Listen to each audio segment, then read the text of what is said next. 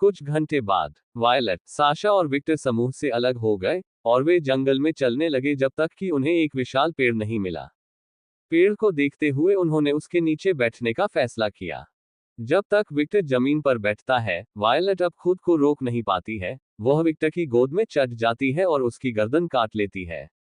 यह महसूस करते हुए कि वायलट उसका खून चूस रही है, विक्टर ने अपने चेहरे पर हल्की मुस्कान रखते हुए उसके बालों को सहलाना शुरू कर दिया। साशा विक्टर के दाहिनी ओर बैठी, हमेशा की तरह, वह जल्दी में है। हा, अगर वह ऐसी नहीं होती, तो वह मेरी प्यारी वायलट नहीं होती, वह थोड़ा मुस्कुराया। विक्टर की बातें सुनकर वायलट को अपने शरीर में सिहरन महसूस हुई। फिर धीरे धीरे उसने उसका खून चूसना बंद कर दिया और उसकी गोद में अधिक आरामदायक हो गई।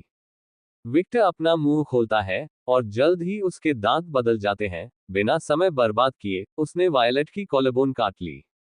ओह! वायलट थोड़ा कराह उठी, लेकिन उसने विक्टर का खून चूसना बंद नहीं किया। वह बहुत प्यासी लग रही थी। साशा चांद को देखती है और फिलहाल दोनों को नजरअंदाज कर देती है। उसका एक हिस्सा वायलट द्वारा उसके सामने पहल करने से ईर्ष्या करता था, लेकिन वह वायलट के रवैये की आदी थी, इस वजह से उसने इसके बारे में ज्यादा सोचने की कोशिश नहीं की। कुछ मिनटों के बाद वायलट ने विक्टर को काटना बंद कर दिया और अपने होठों से खून चाटा। उसकी रक्त लाल आंखें धीरे धीरे बैंगनी रंग में बदलने लगी। वायलट के खून से संतुष्ट महसूस करते हुए विक्टर अपनी पत्नी के कॉलरबोन को काटना बंद कर देता है और फिर वह वायलट को देखता है और मुस्कुराता है। वायलट विक्टर के पास आती है और उसके होंठ चाटने लगती है। मेरे खून का स्वाद अजीब है, वह बड़बड़ाए। वास्तव में विक्टर उत्सुक था, इसका स्वाद कैसा है? अल्पविराम डॉट डॉट डॉट सामान्य रक्त की तरह। विक्टर अवाक रह गया और उसने एक मनोरंजक मुस्कान बिखेरी। मुझे लगता है कि पिशाच अपना खून पीना पसंद नहीं करते। वायलट ने बस अपनी आंखें बंद कर ली और मुस्कुराते हुए विक्टर के दुलार का आनंद लिया।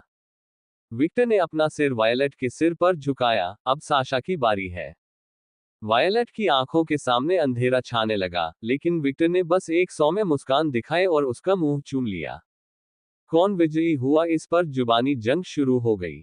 आखिरकार विक्टर ने वायलट को चूमना बंद कर दिया। उसने उसके चेहरे को सहलाया और कहा, बकवास मत सोचो, मूर्ख।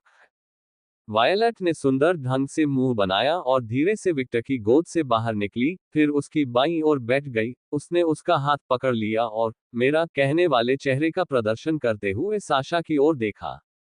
जल्द ही उसने अपना सिर विक्टर की बांह पर रख दिया और अपनी आंखें बंद कर ली। वायलट का रवैया देखकर साशा ने अपनी आंखें घुमा ली। विक्टर हंसा और अपने दाहिने हाथ से उसने अपनी जांघ थपथपाई। उसके हाव भावों को देखकर साशा का चेहरा थोड़ा लाल हो जाता है और वह धीरे धीरे रेंगकर विक्टर की गोद में बैठ जाती है। साशा ने अपनी शर्मिंदगी से बचने की कोशिश में टिप्पणी की, अब जब से मैंने तुम्हें करीब से देखा है, तुम सच में लंबे हो गए हो। वास्तव में मेरे विकास ने मुझे बहुत कुछ दिया। विक्टर हंसा। Novel next com. वह अपने दाहिने हाथ से साशा की कमर को खींचता है और फिर उसे महसूस होता है कि साशा का शरीर उसके शरीर से टकरा रहा है। वह साशा की मोटी जांघों को हल्के से सहलाता है। पब फ्यूचर द्वारा विज्ञापन। अचानक दुलार से साशा को अपने शरीर में सिहरन महसूस होती है। उसने कुछ कहने की कोशिश की। शश। विक्टर चुपचाप उसके मुंह में अपनी उंगली डालता है, फिर साशा का सिर अपनी छाती पर खींचता है और उसके सिर पर हाथ फेरना शुरू कर देता है। तुम ठीक हो? उसने नम्र स्वर में पूछा। अचानक पूछे गए सवाल से साशा का शरीर कांप उठा, लेकिन जल्द ही उसने एक लंबी सांस ली और अपने शरीर को ढीला छोड़ दिया। वह विक्टर के सीने से चिपक गई और थोड़ी थकी हुई आवाज में बोली, अब मैं हूं। विक्टर ने हल्की सी मुस्कान दिखाते हुए कहा, अगर आपको बात करने की जरूरत है, तो मैं हमेशा सुनने के लिए यहां हूं। चुप्पी का एक पल था। साशा ने अपने चेहरे पर हल्की सी मुस्कान बिखेरी, मुझे पता है। और मैं इसकी सराहना करती हूँ। लेकिन अभी, मैं बस ऐसी ही बनना चाहती हूँ। फिर, धीरे धीरे, उसने अपनी आंखें बंद करना शुरू कर दिया।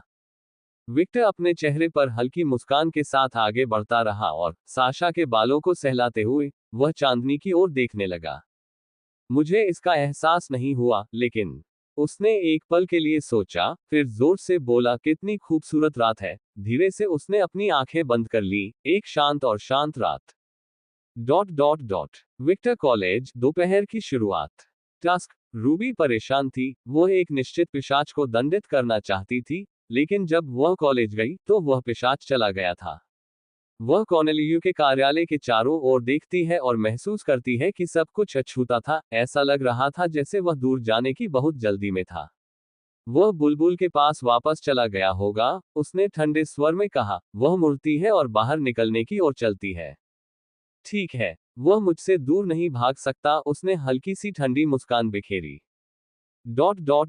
निदेशक का कार्यालय। तुम्हारा मतलब क्या है कि तुम कॉलेज छोड़ रहे हो? अभी तो साल की शुरुआत है, तुम अब कॉलेज नहीं छोड़ सकते, बड़े मोटे पेट वाला एक सुनहरे बालों वाला आदमी बोला।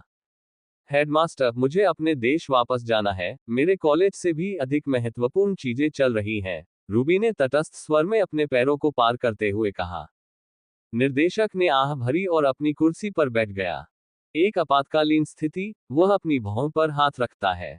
वास्तव में, उसने सिर हिलाया। तुम्हें पता है कि मैं कहाँ रहती हूँ, है ना? मेरी माँ पहले से ही बहुत बुरी महिला है और मुझे उनकी देखभाल के लिए वापस जाने की जरूरत है। अल्पविराम। ठीक है, यह एक आपातकालीन स्थिति है, प्रिंसिपल ने फिर से आह भरी। ये शर्म की बात है कि वह कॉलेज के सबसे प्रतिभाशाली छात्रों में से एक को खोने जा रहा है, लेकिन उस छात्र का अपना जीवन था, वह उस पर कोई भी दबाव नहीं डाल सकता था। ठीक है, मैं यथाशीघ्र कागजात उपलब्ध करा दूंगा। अल्पविराम। धन्यवाद निर्देशक, रूबी ने हल्की सी ठंडी मुस्कान दिखाई। फिर धीरे धीरे उसकी आंखें लाल हो जाती हैं और वह आगे कहती है, क्या आप विक्टर वॉकर नाम के छात्र के लिए भी यही प्रक्रिया कर सकते हैं? हेडमास्टर को समझ नहीं आया, लेकिन जब उन्होंने रूबी की आंखों में देखा तो मानो उनकी सारी चिंताएं गायब हो गईं। दुर्भाग्य से कुछ अत्यावश्यक घटना घटी और उसे कॉलेज से बाहर निकलना पड़ा। ओह, ये बहुत बुरा है। हाँ, ये किया जाएगा, निर्देशक ने रोबोटिक आवाज में बात की और उसकी आंखें खून से लाल हो गईं। अच्छा, रूबी कुछ याद करते हुए मुस्कुराई। आपको उल्लिखित छात्र के माता पिता को सूचित करने की आवश्यकता नहीं है। हाँ, मैं उल्लिखित छात्र के माता पिता को सूचित नहीं करूंगा, उसने उसी एक स्वर में दोहराया। रूबी सोफे से उठी और बाहर की ओर चल दी। जब दरवाजा बंद हुआ तो रूबी प्रधानाध्यापक के कार्यालय से चली गई। निर्देशक अपनी सम्मोहित अवस्था से जाग उठा। मैं क्या कर रहा था, उसने कुछ सेकंड के लिए सोचा, लेकिन उसे याद नहीं आया। उसे बस ऐसा महसूस हो रहा था कि कुछ सेकंड पहले कोई इस कार्यालय में था। पब फ्यूचर द्वारा विज्ञापन। उसके ध्यान में आए बिना उसकी आंखें कुछ सेकंड के लिए लाल हो गईं, फिर गायब हो गईं, और जैसे जादू से उसकी सारी चिंताएं गायब हो गईं। मुझे काम पर वापस जाना होगा। मुझे उन दो छात्रों के कागजात उपलब्ध कराने हैं जो कॉलेज से जा रहे हैं। मुझे लगता है कि इसके साथ मुझे मेरी डार्लिंग और वायलट द्वारा छोड़े गए ढीले सिरों से छुटकारा मिल गया। मुझे लगता है कि मैं अब घर जाऊंगा। रूबी, जो अकेले कॉलेज के हॉल में घूम रही थी, उसने खुद से बात की। लेडी रूबी, तुम्हें लेडी वायलट की हवेली में जाना होगा, उस जगह पर दो शिकारी छोड़े गए थे। रूबी ने अचानक लूना की आवाज सुनी। अल्पविराम। लूना, तुम वापस आ गई, उसने पीछे मुड़कर देखा तो उसे अपनी निजी नौकरानी दिखाई दी। हाँ, मुझे तुम्हारी माँ के लिए कुछ करने की जरूरत थी। ओह, और तुमने मेरी माँ के लिए क्या किया? मैंने एक कोलिजियम बनाया, वह अपनी छाती थपथपाते हुए गर्व भरे स्वर में बोली। क्या आपने इसे बनाया? रूबी की आंखें संदेह से झुक गईं। अल्पविराम। मैंने चुड़ैलों से इसे बनाने के लिए कहा, लेकिन हर चीज की देखरेख मेरे द्वारा की गई थी। रूबी ने सोचा, वह शायद बैठी हुई चुड़ैलों को काम करते हुए देख रही थी। रूबी ने लूना के रवैये पर आह भरी और कोलिजियम के बारे में सोचा। मेरी माँ मेरे प्रिय को प्रशिक्षण देने के बारे में सोच रही है। मुझे आशा है कि उसे आघात नहीं लगेगा। रूबी ने लूना की ओर उदासीनता से देखा। मैं भूली नहीं हूं कि तुमने क्या किया, तुम्हें सजा मिलेगी। अल्पविराम। विस्मयादिबोधक चिन्ह प्रश्नवाचक चिन्ह अल्पविराम। लेकिन मैं सोच रहा था कि लेडी रूबी के लिए सबसे अच्छा क्या है। कोई बहाना नहीं। मैं आपके वेतन में 90% की कटौती करने जा रही हूं। रूबी ने उसे अंतिम चेतावनी दी। जैसा कि एक दयालु महिला रूबी से अपेक्षित था, उसकी सजा बहुत हल्की थी। यदि यह अन्य पिशाचों के साथ होता तो कर्मचारी पहले ही इस विश्वासघात से मर गया होता। लेकिन लूना के लिए इस तरह की सजा बहुत डरावनी थी। लूना का चेहरा उदास हो गया। असंभव। मैं इस छोटी सी तनख्वाह में अपने कपड़े कैसे खरीदूंगी? रूबी ने अविश्वास से अपनी नौकरानी की ओर देखा। भले ही मैंने आपका वेतन 90% कम कर दिया हो, फिर भी आप $30,000 कमाएंगे, क्या ये पर्याप्त नहीं है?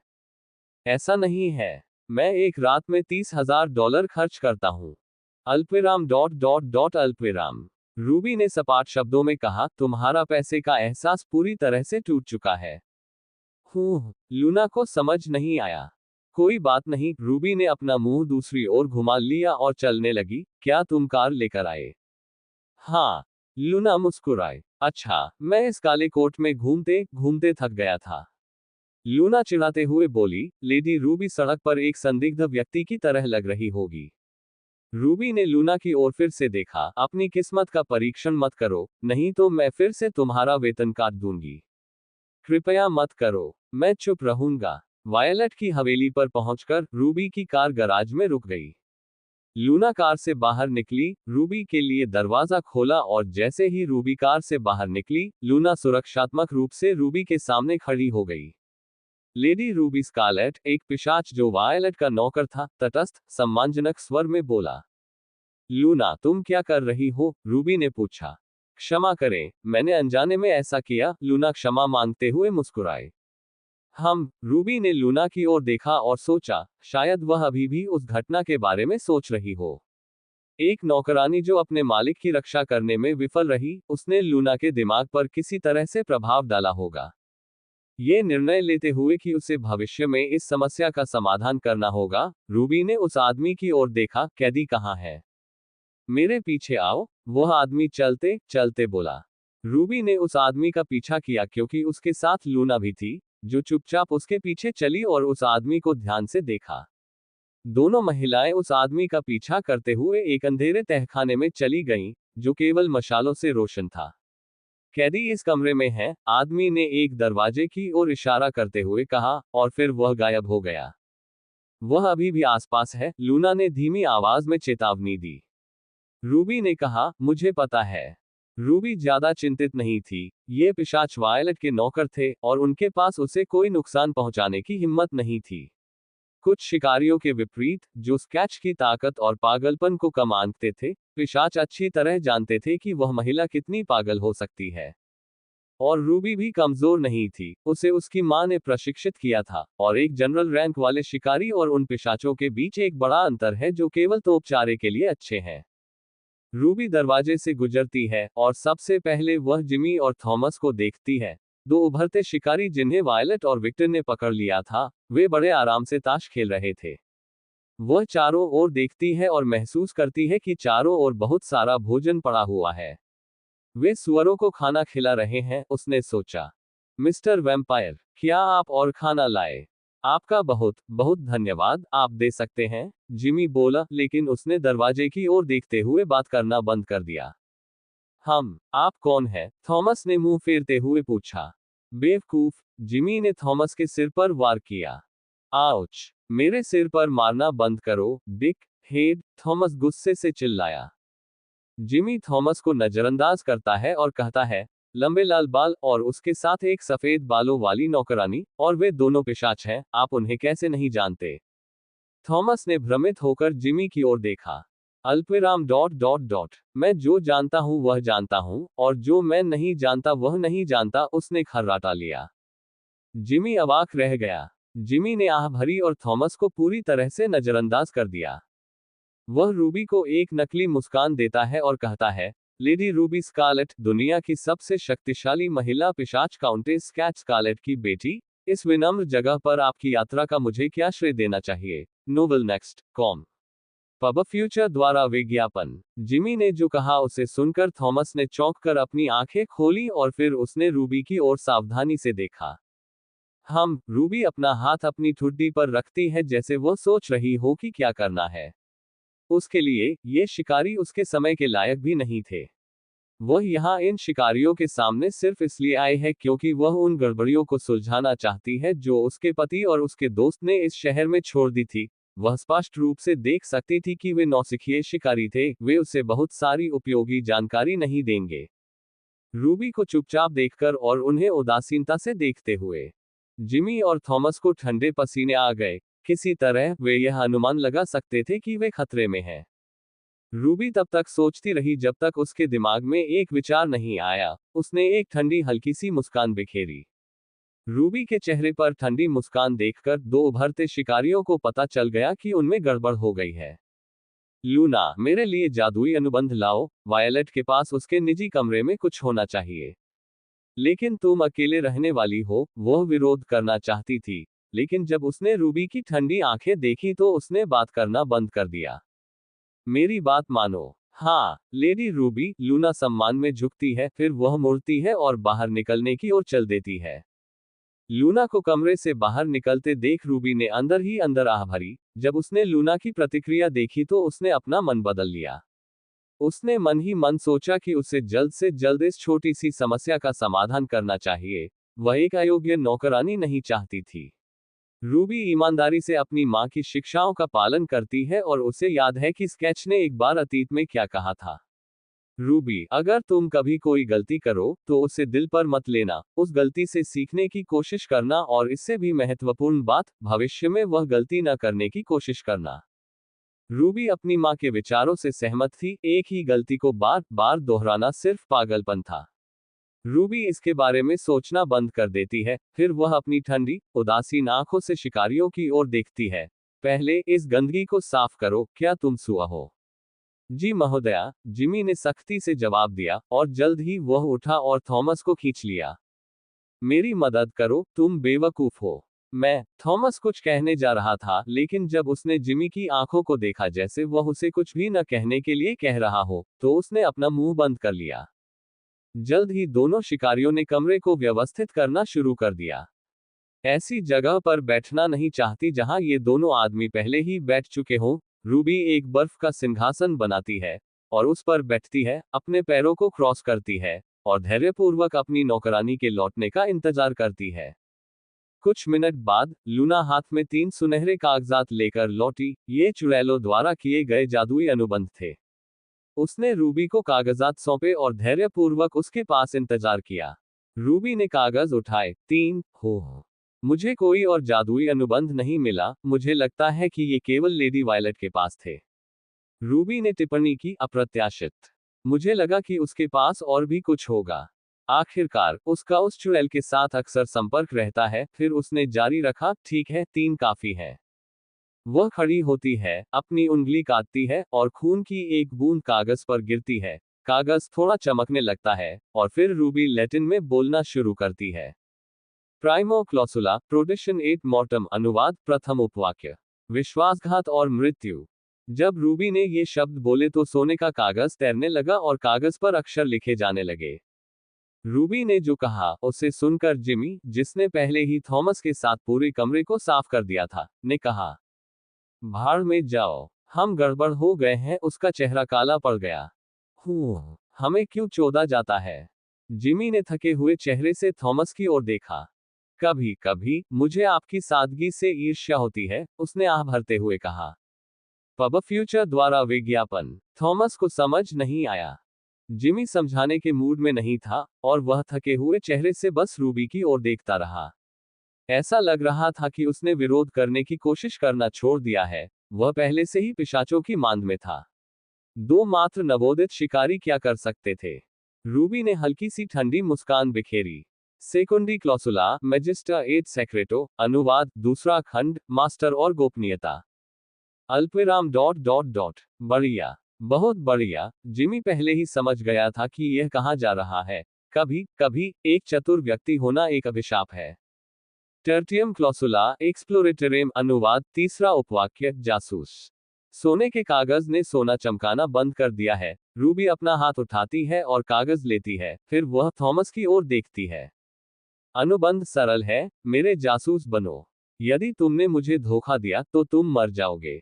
यदि तुम इस बातचीत के बारे में जानकारी लीक करते हो तो तुम मर जाते हो।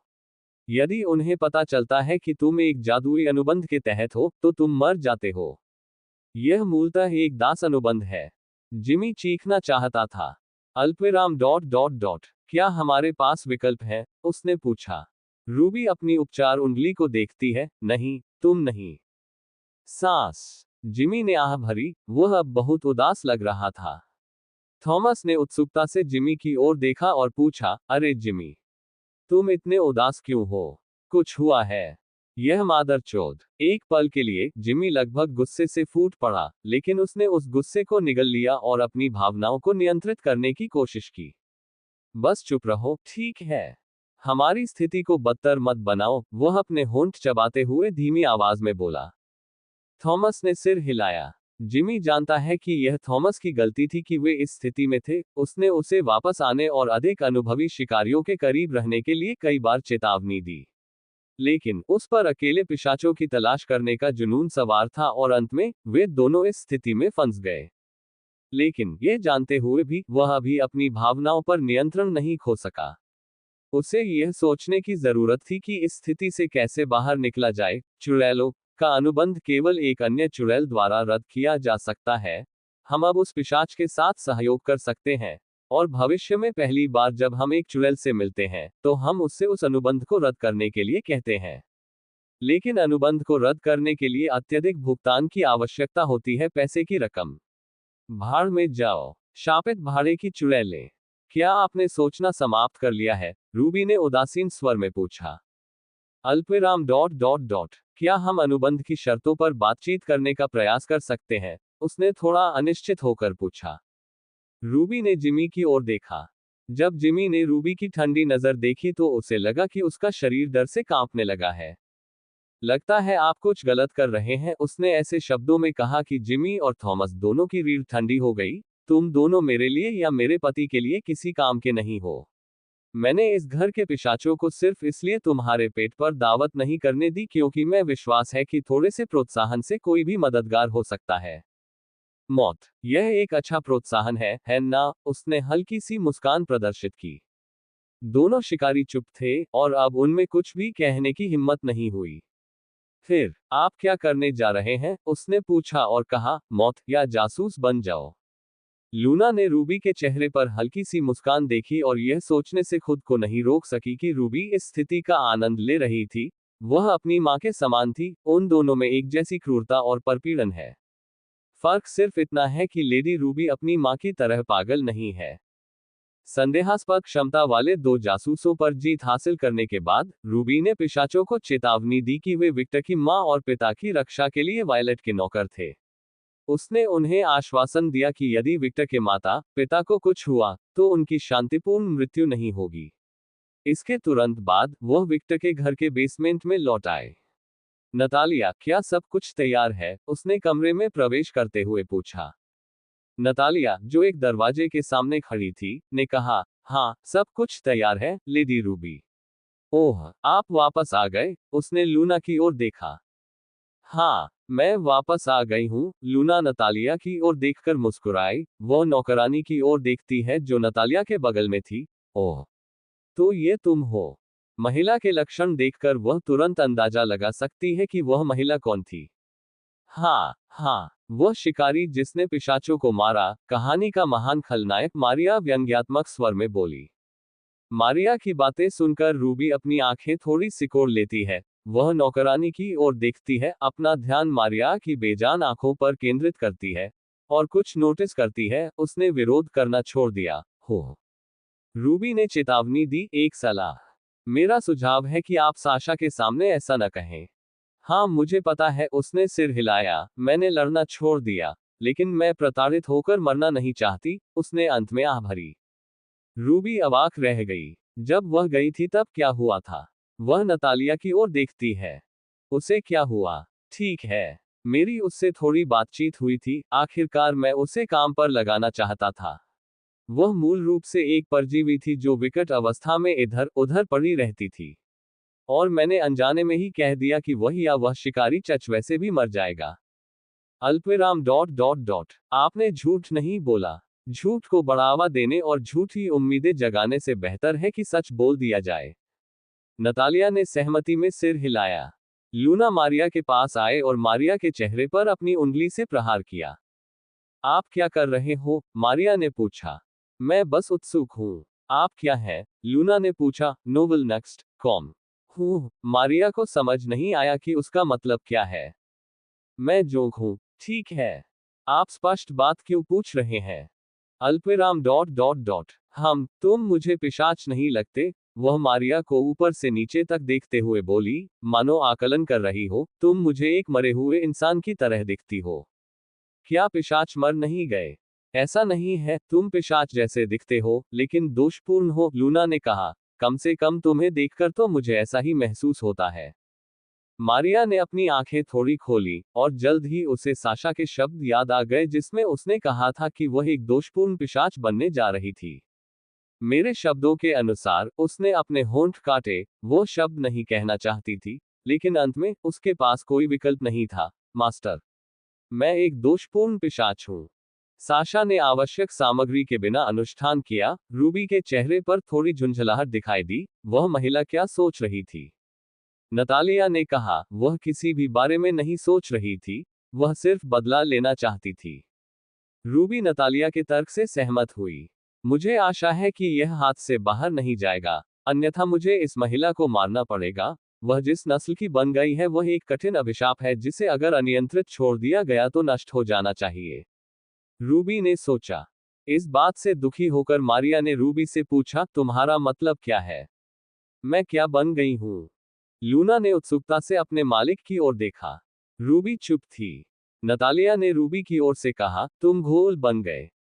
घोल। मारिया चच के रिकॉर्ड को याद करने की कोशिश करती है। घोल एक पिशाच उप प्रजाति, एक पिशाच का असफल परिणाम। अतीत में इनका उपयोग युद्ध में सैनिकों के रूप में किया जाता था। पब फ्यूचर द्वारा विज्ञापन। अल्पविराम डॉट डॉट डॉट क्या मैं वह बन गया? हाँ, रूबी ने जारी रखा। मारिया को नहीं पता था कि क्या कहना है, वह वास्तव में घोल्स को समझ नहीं पाई थी। लेकिन अपने आसपास के पिशाचों की प्रतिक्रिया से उसे किसी तरह महसूस होता है कि वह उसकी कल्पना से कहीं अधिक बदतर स्थिति में थी। नतालिया ने बताया, घोल पिशाचों की एक उप प्रजाति, पिशाच का असफल परिणाम। इन्हें अक्सर युद्ध में तोप के चारे के रूप में इस्तेमाल किया जाता था। मेरी मां के अनुसार उस समय पिशाच पिशाचों को एक जैविक हथियार के रूप में इस्तेमाल करते थे। आखिरकार, आपको इस प्राणी के केवल एक काटने या खरोंच की जरूरत है, और आप उनमें से एक बन जाते हैं। इसलिए पिशाच आमतौर पर शहर में एक भूत को फेंक देते थे और उम्मीद करते थे कि 2 दिन से भी कम समय में, यदि घोल्स का सफाया नहीं किया गया तो वे पूरे शहर को नष्ट कर देंगे। अल्पविराम डॉट डॉट डॉट क्या ये फिल्मों में लाशों की तरह नहीं है? लूना ने पूछा। ये वैसा ही है, कम से कम जिस तरह से वे तेजी से प्रचार करते हैं। नतालिया ने कहा। वह मारिया की ओर देखती है और बताती है, ये देखते हुए कि आप अभी भी सचेत हैं, आप एक घोल किंग बन गए होंगे, एक प्रकार का नेता जो उन्हें नियंत्रित करने में सक्षम है। अल्पविराम डॉट डॉट डॉट बहुत बढ़िया, बहुत बढ़िया। अंत में उसने आह भरी। साशा वास्तव में प्रतिशोधी है, उसने सबसे खराब सजा चुनी जो एक महिला को मिल सकती थी। मारिया ने रूबी की ओर देखा, और उसने अपने चेहरे पर एक छोटी सी ठंडी मुस्कान के साथ सब कुछ समझाया। अब ऐसा नहीं होगा क्योंकि आप अभी मर गए हैं, लेकिन अंततः आपकी त्वचा सड़ने लगेगी, आप अंततः चीजों के बारे में भूलना शुरू कर देंगे, और धीरे धीरे आप अपना असली रूप खो देंगे। अंत में, तुम बस एक जानवर बन जाओगे जिसका एकमात्र आनंद वायरस की तरह मारना और बढ़ना है। मारिया का चेहरा काला पड़ गया, उसने अपने होंठ काटे और अपनी मुट्ठी कसकर भींच ली। उसका शरीर कांप रहा था, उसने अपना सिर नीचे कर लिया और उसके चेहरे से छोटे छोटे आंसू गिरने लगे।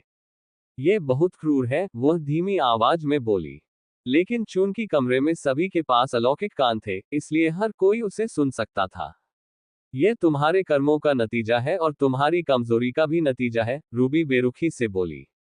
वास्तव में, अगर वह साशा को मारने के लिए पर्याप्त मजबूत होती, तो ऐसा नहीं होता। मारिया ने कुछ नहीं कहा।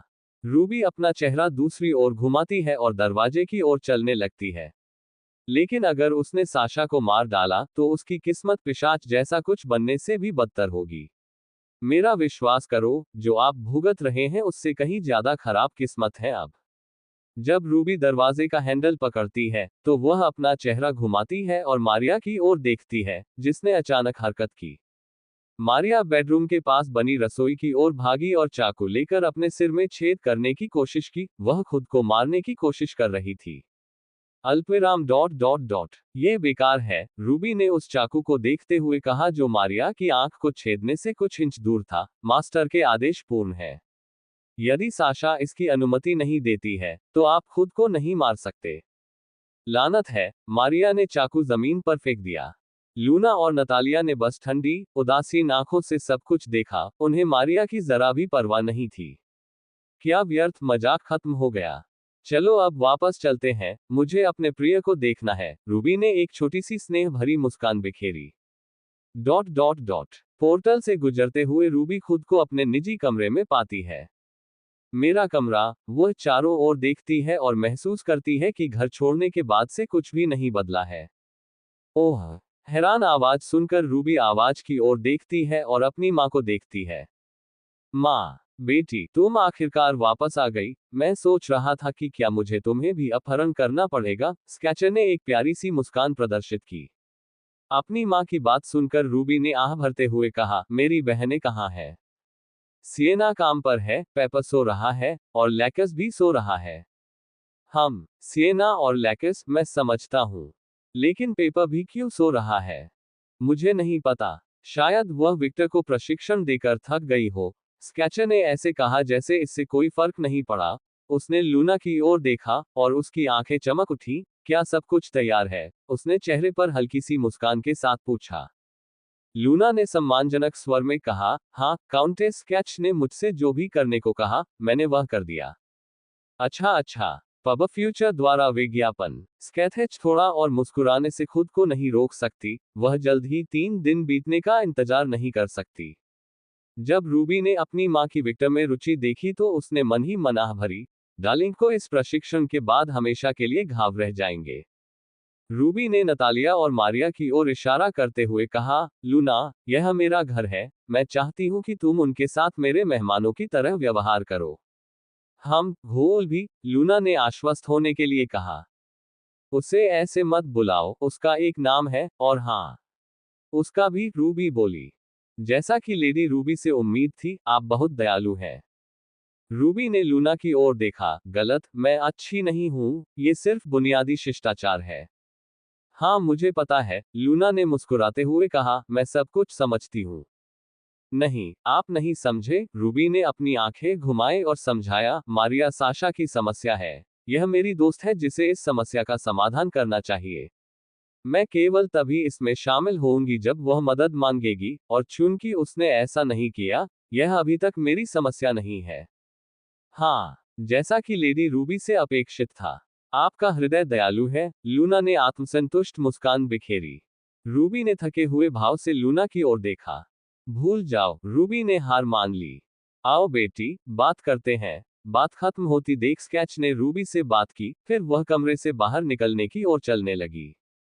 ठीक है, रूबी ने सिर हिलाया और अपनी माँ के पीछे चलने लगी। उसने एक पल के लिए लूना की ओर देखा और कहा, अपना काम करो। लूना ने नतालिया और मारिया की ओर देखा। चलो, मैं तुम दोनों के साथ निजी कमरे में चलूंगी। पास, नतालिया ने अपना हाथ बढ़ाते हुए कहा। लूना ने उत्सुकता से नतालिया की ओर देखा।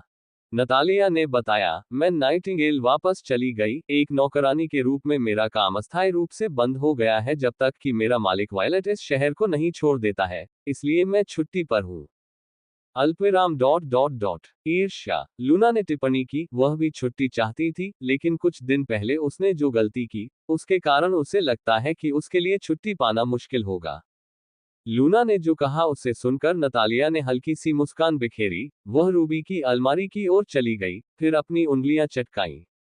वह रूबी की अलमारी खोलती है और देखती है कि अलमारी का आंतरिक भाग एक पोर्टल में बदल गया है। वह लूना को देखती है और कहती है, मैं अपने कबीले में वापस जा रही हूँ, और अपनी छुट्टियों के दिनों का आनंद लूंगी, सिया।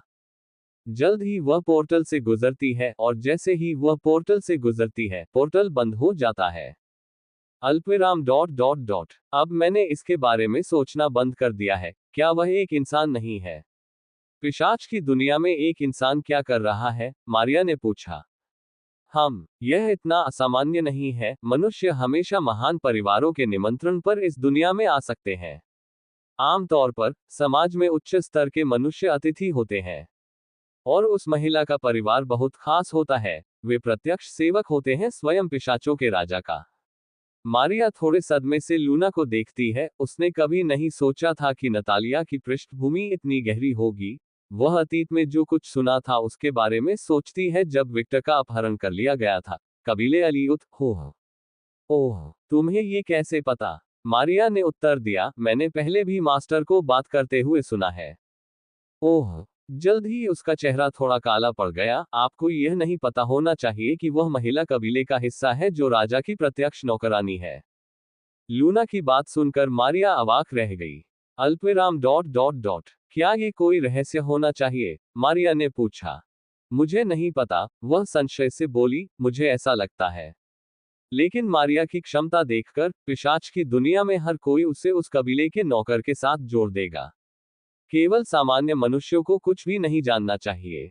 अल्पविराम डॉट डॉट डॉट तो मुझे लगता है कि यह ठीक है। मैं अब इंसान नहीं हूं, मैं बन गया हूं। वह उसने आखिरी हिस्सा घृणा से कहा। अल्पविराम डॉट डॉट डॉट समझ में लाओ, लूना ने कहा, और जल्द ही विषय छोड़ दिया। वह बाहर निकलने की ओर चलने लगी। चलो, मैं तुम्हें तुम्हारे कमरे में दिखाती हूँ। ठीक है। एक नए मूल उपन्यास को 10 लाख बार देखा गया, जिसमें केवल 49 अध्याय हैं। चलो बकवास करते हैं। आप लोग अद्भुत हैं, आप नहीं जानते कि इससे मुझे कितनी खुशी होती है।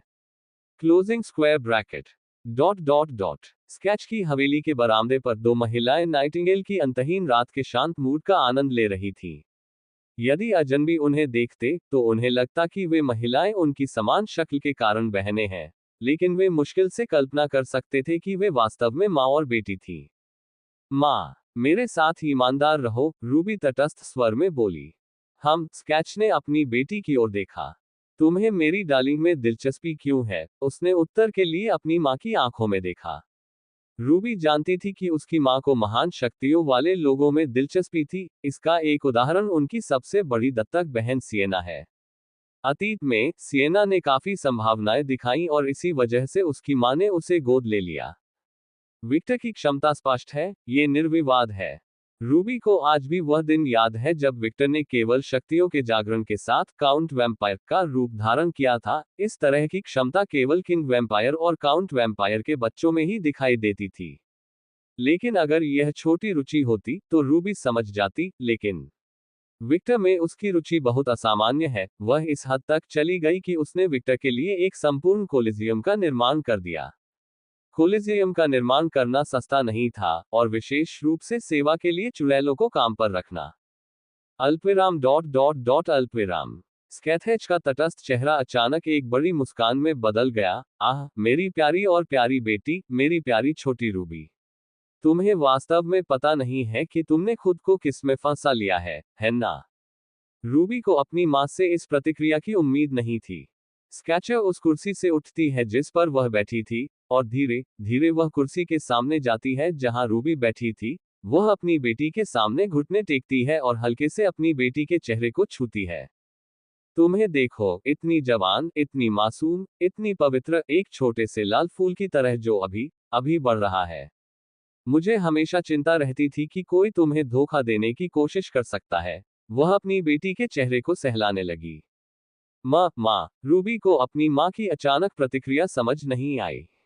उसकी वजह से मैं हमेशा तुम्हारे प्रति अति सुरक्षात्मक रहता था। कौन जानता था कि मैं जल्द ही ऐसा महसूस कर सकता हूँ? स्कैथ ने उसकी छाती पर हाथ रखा, और उसके चेहरे पर थोड़ा तिरस्कार दिखाई दिया। अतीत में मुझे उस भावना से नफरत थी, लेकिन ये इतना भी बुरा नहीं। रूबी ने बिना कुछ समझे अपनी माँ की ओर देखा। ऐसे क्षणों में, जब वह अपने आप से निराश होती थी, तो वह हमेशा कहती थी कि वह अपनी माँ को समझती है, लेकिन अंत में वह कुछ भी नहीं समझ पाती। अल्पविराम डॉट डॉट डॉट माँ, क्या आप सवाल से भाग रही हैं? रूबी ने पूछा। स्केच ने एक सौम्य मुस्कान प्रदर्शित की। उसने अपनी बेटी की ओर देखा और उसके चेहरे पर फिर से हाथ फेरा। कौन जानता है, शायद मैं हूं। आप जानते हैं, ठीक है। मैं एक बूढ़ा व्यक्ति हूं और मैं आसानी से भावुक हो जाता हूं।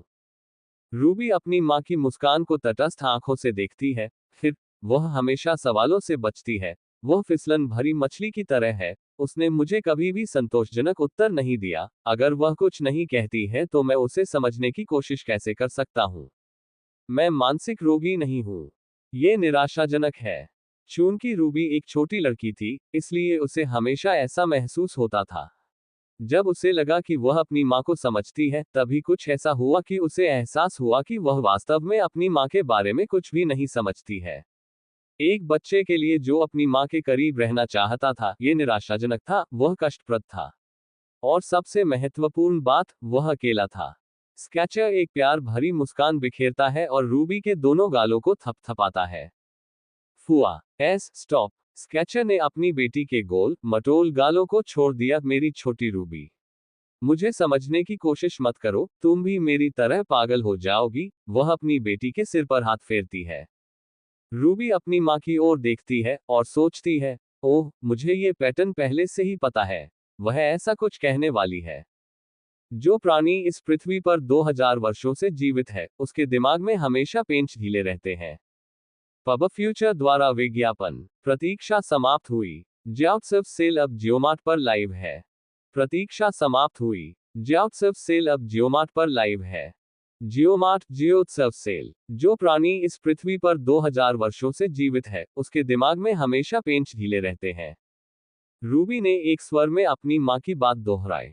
स्कैथर ने आश्चर्यचकित चेहरा दिखाया। रूबी हल्की सी मुस्कुराती है। ये वही पैटर्न है, जब आप मुझसे कुछ नहीं कहना चाहते हैं, तो आप मेरा ध्यान भटकाने की कोशिश में ये भ्रमित करने वाले वाक्यांश फेंकते रहते हैं। स्केच की मुस्कान बढ़ने लगी। पफ, फिर इसे सहन करने में असमर्थ होकर वह हंसने लगी। हा हा हा हा। और उस हंसी ने रूबी के दिमाग ने फिर से काम करना बंद कर दिया। स्कॉटैक ऐसे हंसा जैसे उसे कोई बहुत मजेदार चीज मिल गई हो। कुछ मिनटों तक हंसने के बाद वह सौम्य मुस्कान के साथ अपनी बेटी की ओर देखती है। आह, जब से विक्टर प्रकट हुआ है, मैं और अधिक हंसने लगा हूं। रूबी ने सावधान दृष्टि से अपनी माँ की ओर देखा। माँ, हम अपनी बेटी की नजर देखकर उसे कुछ समझ आया। ओए, क्या तुम अश्लील बातें सोच रही हो? तुम्हारी उम्र तो इतनी हो गई है। मेरी कितनी विकृत बेटी है। रूबी का चेहरा बिल्कुल लाल हो गया। उसने कभी नहीं सोचा था कि उसकी माँ उससे चिढ़ेगी। हा हा हा, तुम बहुत प्यारी हो। स्केचर अपनी बेटी के सिर को अपनी छाती पर खींचती है और जल्द ही वह रूबी के सिर पर हाथ फेरना शुरू कर देती है। ये डार्लिंग से अलग है, उसने सोचा जब उसने महसूस किया कि उसकी माँ उसके सिर को सहला रही है। रूबी ने थकी हुई आह भरी और अपना सिर अपनी माँ के सीने में रख दिया। ये निराशाजनक है। मैं आपकी बेटी हूं, लेकिन मैं आपको कभी भी पूरी तरह से नहीं समझ सकती। एक पल के लिए स्केच ने रूबी के सिर पर हाथ फेरना बंद कर दिया।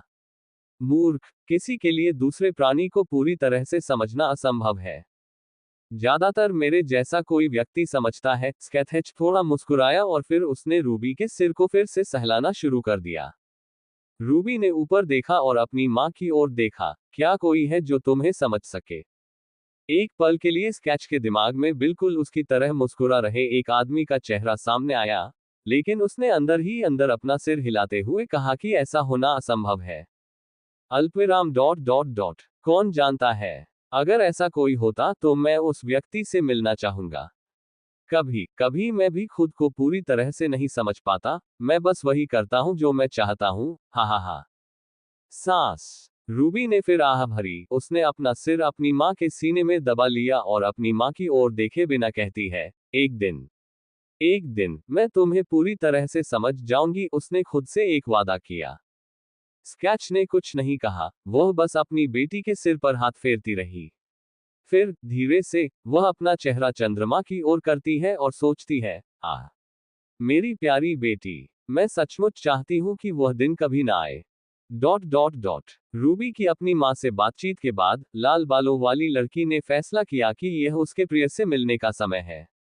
रूबी नाराज चेहरे के साथ जंगल में घूम रही थी। जब वह अपनी माँ के पास से निकली तभी उसे कुछ समझ आया। सांस। रूबी ने फिर आह भरी। उसने मुझे धोखा दिया। वह निराशा में जमीन पर पैर पटकने लगी। वह विक्टर में अपनी माँ की रुचि के बारे में पूछना चाहती थी, लेकिन कुछ बिंदु पर बातचीत माँ बेटी की बातचीत में बदल गई और उसने इस विषय को पूरी तरह से टाल दिया। वह हमेशा ऐसी ही रहती है, वह फिर से जमीन पर कदम रखती है, और जब वह जमीन से टकराती है तो जमीन पूरी तरह से जम जाती है।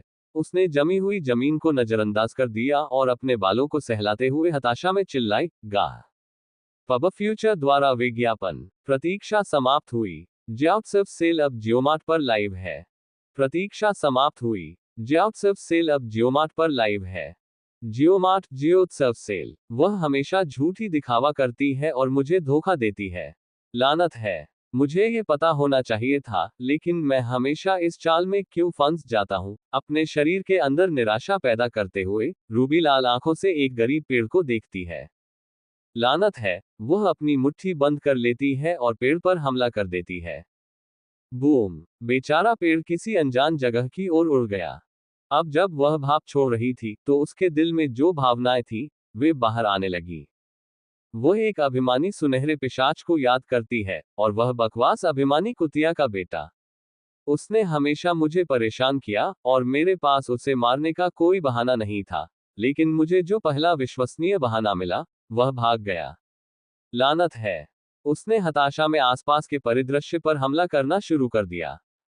पत्थर, पेड़, रेत, पौधे, सब कुछ रूबी से सुरक्षित नहीं थे। वायलेट, ये बिगवेल कुतिया मुझे हमेशा परेशान करती है। क्या वह नहीं जानती कि अपनी गंदगी साफ करना कितना कठिन है? विशेष रूप से उस घटना में जहां उसने न्यूयॉर्क के मध्य में एक खतरनाक इमारत को उड़ा दिया था। उसने कहीं से भी बर्फ बनाए और एक चट्टान पर हमला कर दिया। मेरा मतलब है, मुझे पता है कि वह परेशान किए जाने से नाराज थी, मैं भी गुस्से में था, लेकिन उसे पूरी इमारत को उड़ाने की जरूरत नहीं थी। वह बस उस आदमी को मार सकती थी।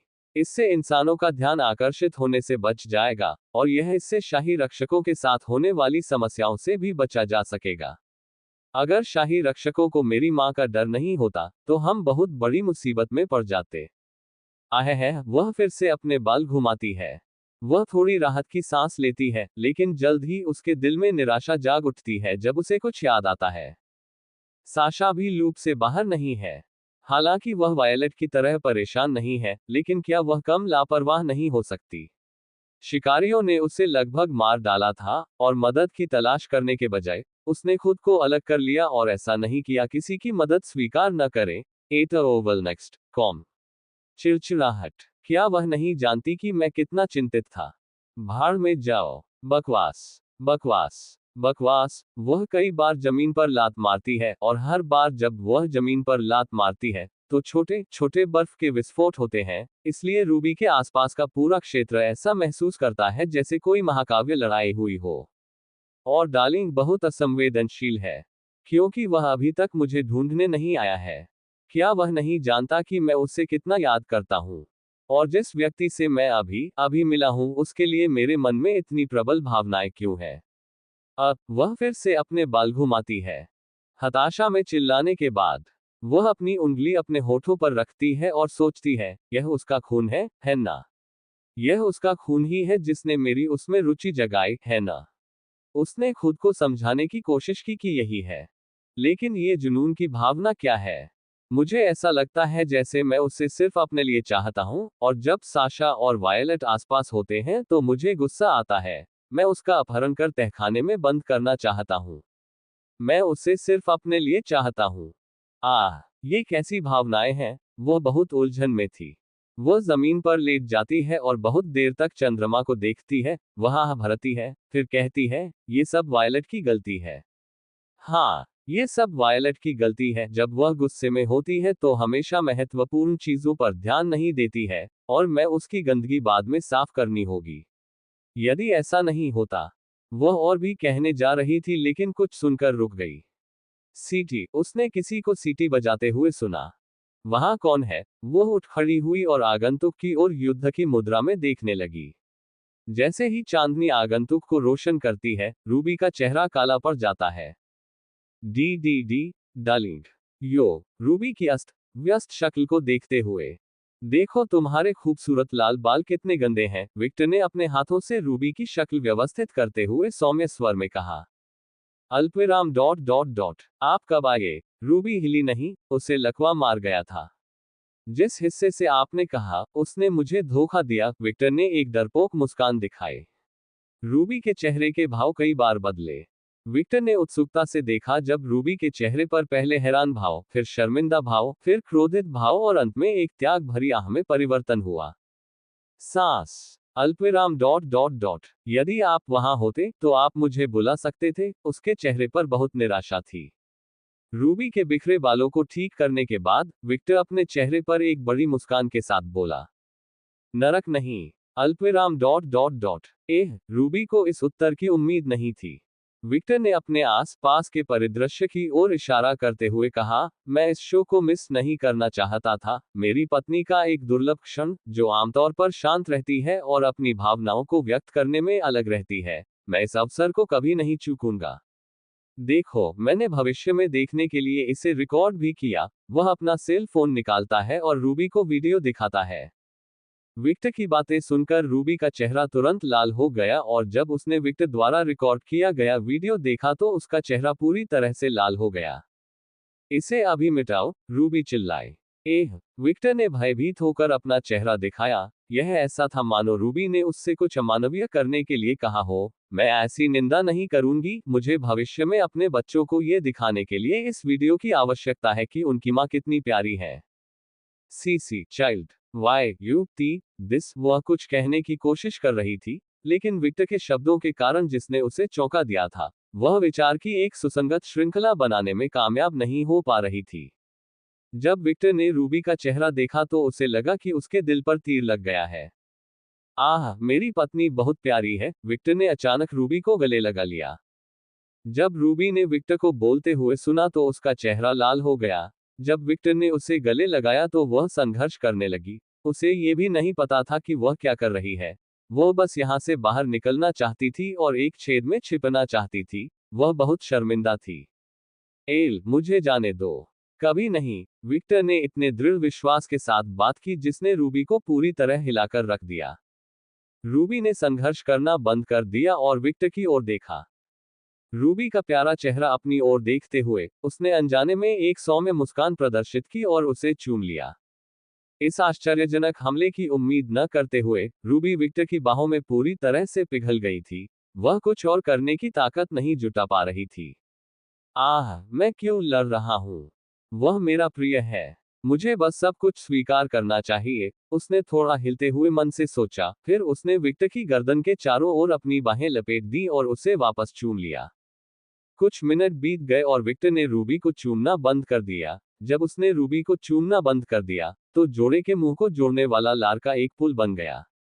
वह रूबी की लाल आंखों और रूबी की अनियमित सांसों को देखता है। वह समझ गया कि वह क्या चाहती है, एक सौम्य मुस्कान प्रदर्शित करता है और अपनी गर्दन दिखाता है, खाओ। रूबी ने बिना समय बर्बाद किए उसके दांत नुकीले दांतों में बदल गए और जल्द ही उसने विक्टर की गर्दन पर काट लिया। ओह, विक्टर ने अपनी कराह रोक ली क्योंकि उसे लगा कि रूबी के नुकीले दांत उसकी गर्दन में चुभ रहे हैं, और अगर यह पर्याप्त नहीं था तो उसे दो पहाड़ों का एहसास हुआ जो उसकी छाती पर काफी नर्म थे। उसने रूबी को उसकी गांड से पकड़ लिया, और जब उसने रूबी के पूरे शरीर को महसूस किया, तो उसने सोचा, ये शरीर बहुत अनुचित है। ऐसा लगता है जैसे मैं एक बहुत ही मोहक सक्कुबस को गले लगा रहा हूँ। मुझे ऐसा लग रहा है कि अगर मैंने खुद पर नियंत्रण नहीं रखा तो मैं वासना में खुद को खो दूंगा।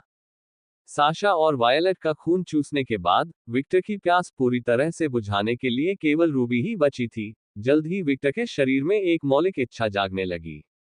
उसकी आंखें खून से लाल हो गईं, और उसके दांतों की जगह नुकीले दांतों ने ले ली। उसने रूबी की शर्ट को थोड़ा पीछे सरकाया और अपनी पत्नी की कॉलरबोन को थोड़ा नीचे कर दिया। पब फ्यूचर द्वारा विज्ञापन। आह, रूबी बहुत जोर से कराह उठी।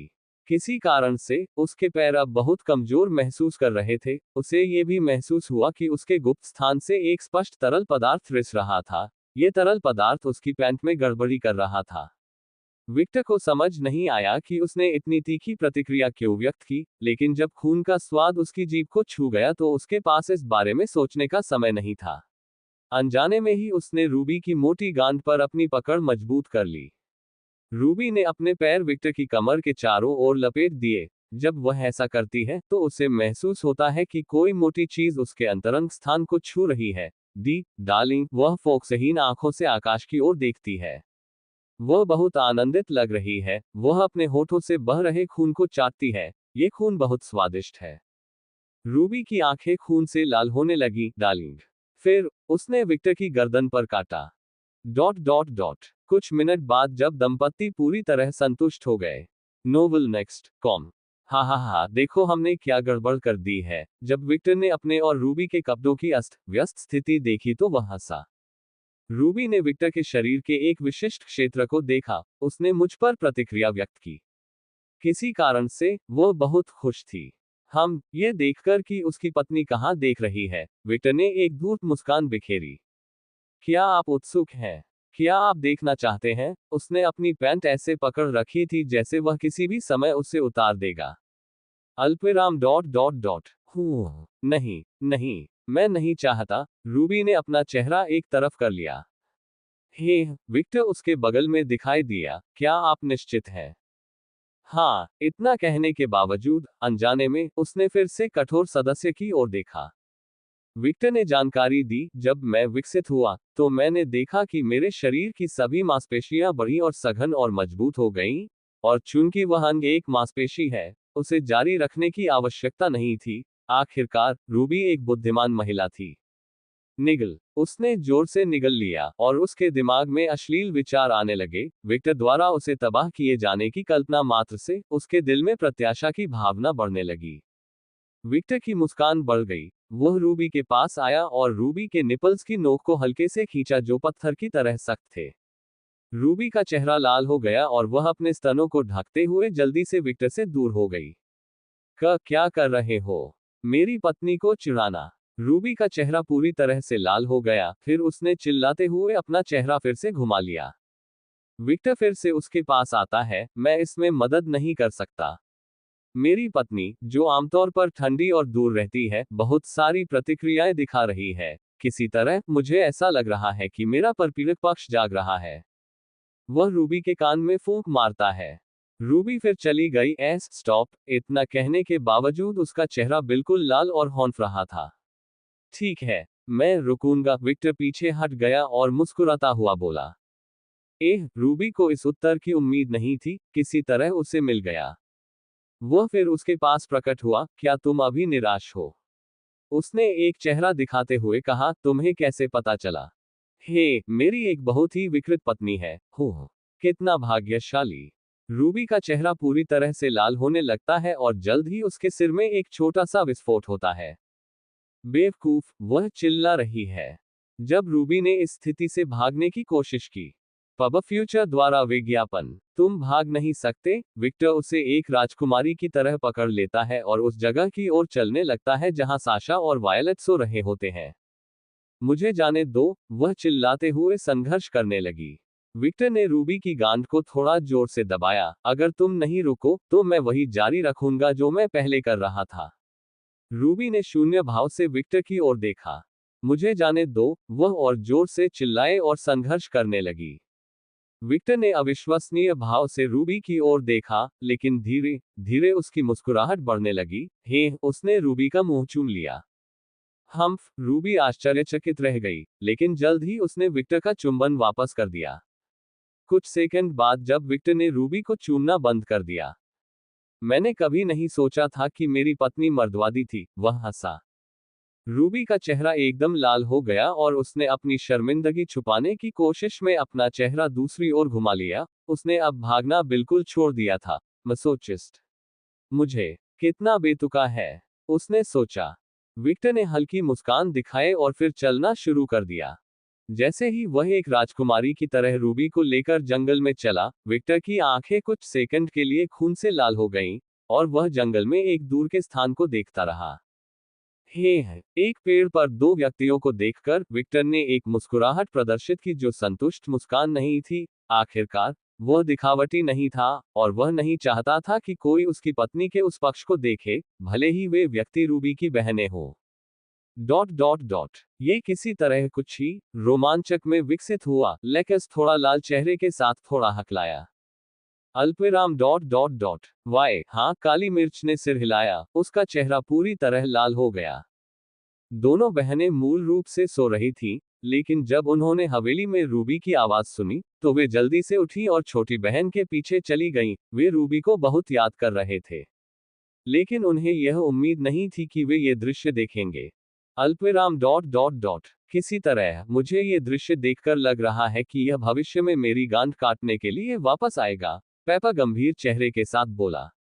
लेकस चुप थी। वह जानती है कि पेपा की प्रवृत्ति आमतौर पर सही होती है। जल्द ही वह कंधे उचकाती है जैसे कि यह महत्वपूर्ण नहीं है। ठीक है, वह हमें चोट नहीं पहुंचाएगा।